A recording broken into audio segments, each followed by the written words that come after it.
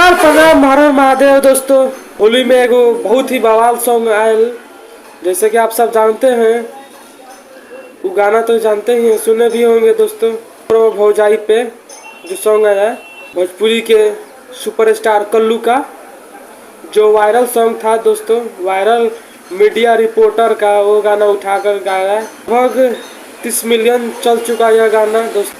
जैसे सुनिए, ये सॉन्ग आप लोगों के सामने है। जैसे कि आप लोग सॉन्ग सुने दोस्तों, देवरे पे रहम। कैसा सॉन्ग लगा जरूर कमेंट कीजिएगा दोस्तों। और आप मेरे चैनल पर नए हैं तो जरूर सब्सक्राइबर कीजिएगा और बेल आइकन दबा दीजिएगा दोस्तों। प्रभु की देवर पर अखिलेश कश्यप लिखे हैं सॉन्ग और गाए हैं कल्लू। म्यूजिक की बात करें तो बहुत ही अच्छा म्यूजिक है। होली का सॉन्ग है और बहुत ही पूरे यूपी बिहार में यह वायरल सॉन्ग है दोस्तों।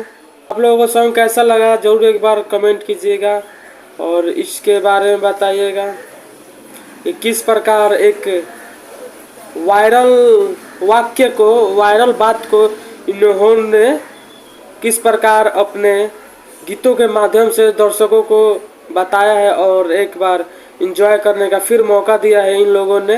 किसी नेक्स्ट वीडियो में, तब तक बने रहे हमारे वीडियो के साथ। इसके लिए थैंक यू फॉर वॉचिंग।